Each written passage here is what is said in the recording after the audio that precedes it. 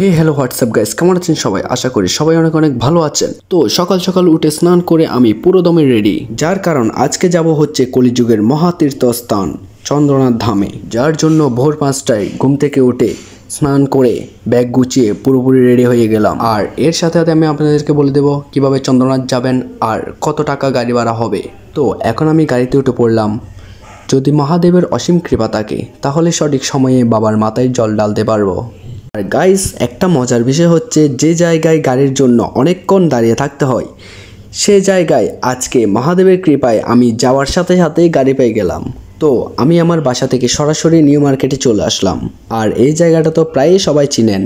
তো new market থেকে 7 number বাস বা টেম্পো করে একান চলে আসলাম। আর এর মধ্যে বাসে করে গেলে একটু সময় বেশি লাগবে, যার জন্য আমি টেম্পো করে খুব সহজে এবং তাড়াতাড়ি চলে আসলাম। নিউ মার্কেট থেকে টেম্পো করে একান আসতে আমার খরচ হয়েছে মাত্র 25 টাকা। আর একান আসলে আপনি নূর মদিনা সিএনজি ফিলিং স্টেশন দেখতে পারবেন। আর একানে আমার মামাতো ভাই আমার জন্য প্রায় অনেকক্ষণ অপেক্ষা করে বসেছিল। এখান থেকে আপনি সীতাকুণ্ডের বাস পাবেন। তো আমরা আর বেশি দেরি না করে সীতাকুণ্ডের বাসে উঠে পড়লাম। আর সীতাকুণ্ডের বাসে ওঠার পর আমাদের থেকে নেওয়া হয়েছে 50 টাকা। তো অবশেষে 45 মিনিট বাসে চড়ার পর আমরা সরাসরি চলে আসলাম সীতাকুণ্ড বাজারে। বাজার থেকে একটা অটো নিয়ে চলে আসলাম শঙ্কর মঠ। আর গাইস, এই শঙ্কর মঠের ডিজাইন এক কথায় অপূর্ব, যা আপনার মন কেড়ে নেবে।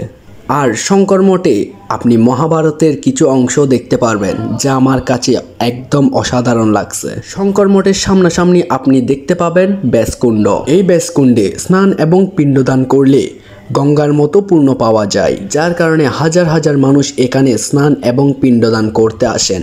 ব্যাসকুণ্ডে স্নান করার পর আমরা রওনা হলাম চন্দ্রনাথ ধামের উদ্দেশ্যে। চন্দ্রনাথ ধাম যাওয়ার পথে আপনি দেখতে পারবেন খুবই জাগ্রত শ্মশানকালী মায়ের মন্দির। আর এটা হলো সেই গেট মহাধামে যাওয়ার পথ। অর্ধেক রাস্তা যাওয়ার পর আমার দুটো মাসিতো ভাইয়ের সাথে দেখা। যাওয়ার পথে কতগুলো দোকানে লাঠি পাওয়া গেল। আমরা 4 জনে 4টা নিলাম। আর এই লাঠিগুলো একটা 40 টাকা করে আমাদের থেকে নেওয়া হয়েছে। আবার আপনি মহাধাম থেকে ফিরে আসার সময় যদি ওই দোকানে ওই লাঠিগুলো আবার ফেরত দেন তাহলে আপনাকে 20 টাকা করে দেওয়া হবে। ইতিমধ্যে শত শত মানুষ বাবার মাথায় জল ঢালার জন্য এবং বাবাকে দর্শন করার জন্য আমাদের সাথে রওনা হয়েছে।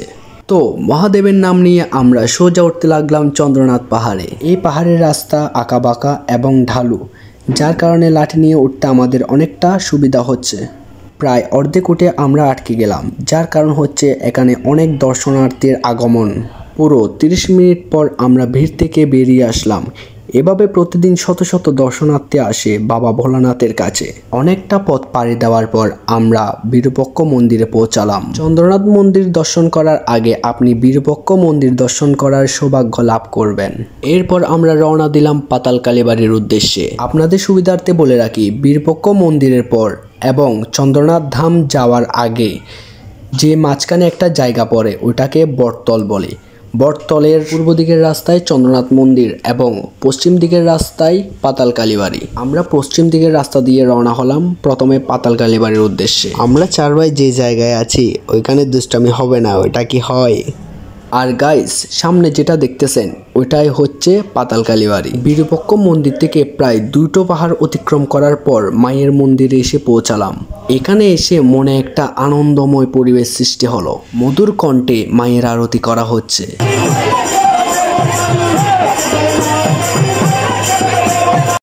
ভিডিওতে আপনারা যেটা দেখতে পাচ্ছেন এটাই হলো সেই জাগ্রত মায়ের পাতাল কালীবাড়ি। যে পাথরে মা সৃষ্টি হয়েছেন ওই পাথরটা পুরোপুরি উল্টো, যার কারণে সবাই এটাকে উল্টো কালী বলেও ডাকে। মাকে দর্শন করার পর আমরা উত্তর দিকে অগ্রসর হতে লাগলাম, যেখানে প্রাকৃতিকভাবে মহাদেবের লিঙ্গ সৃষ্টি হয়েছে। ঘন জঙ্গলের মধ্যে অনেকটা পথ পাড়ি দিয়ে মহাদেবের লিঙ্গ দর্শন করলাম।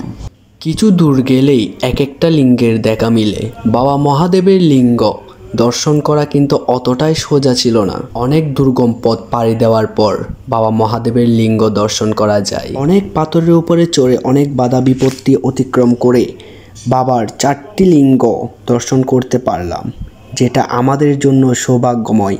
অবশেষে সঠিক সময়ে বাবার মাথায় দুধ ঢেলে আমরা বাবাকে স্নান করালাম। এরপর আমরা 4 ভাই অল্প জল ফল গ্রহণ করে খিদা নিবারণ করলাম এবং উপবাস ভাঙলাম। আমরা আবার পাতাল কালীবাড়িতে আসার পর এখানে মহাপ্রসাদ আস্বাদন করলাম। মহাপ্রসাদ এক কথায় পুরো অমৃতর মতো ছিল। মহাপ্রসাদ আস্বাদন করার পর এখন আমরা যাচ্ছি হরগৌরীর মন্দিরে। এই মন্দিরে অনেকেই যাইতে পারে না, যার কারণ মন্দিরে যাওয়ার পথে যে পাহাড়গুলো পড়ে এগুলো খুবই উঁচু এবং ঢালু। অনেক কষ্টের পর আমরা অবশেষে হরগৌরী মন্দিরে এসে পৌঁছালাম। এটাই হলো সে হরগৌরী মন্দির, যার দেখা সহজে মেলে না। এখানে আবার বুদ্ধির দেবতা গণেশজিরও মন্দির আছে। হরগৌরী মন্দির থেকে আমরা পৌঁছালাম আমাদের সেই গন্তব্যস্থলে চন্দ্রনাথ মন্দিরে, যেটা কলিযুগের মহাতীর্থস্থান। এখানে হাজার হাজার ভক্ত এসেছিল বাবার মাথায় দুধ এবং জল ঢালতে। মন্দিরের ভেতরে ভিডিও বা ছবি তোলা নিষেধ, যার কারণে ভেতরে ঢুকে ভিডিও করতে পারলাম না। হে মহাদেব, তোমার দুয়ারে আস্তে আস্তে আমার জীবনের সন্ধ্যা নেমে গিয়েছে। এই ক্লান্ত শরীর নিয়ে যখন তোমার মুখ দর্শন করছি, তখনই মনে হলো যেন আমার জীবনে নতুন ভোরের সূচনা ঘটেছে। আসলে এই কলিযুগে সব মহাতীর্থস্থানের মধ্যে সীতাকুণ্ড চন্দ্রনাথ মন্দির অন্যতম। হর হর মহাদেব। তো আজকের ভিডিও এ পর্যন্ত। সবাই ভালো থাকবেন, সুস্থ থাকবেন। আমাদের কিউপি টিভিকে ফলো দিয়ে আমাদের পাশে থাকবেন। ধন্যবাদ।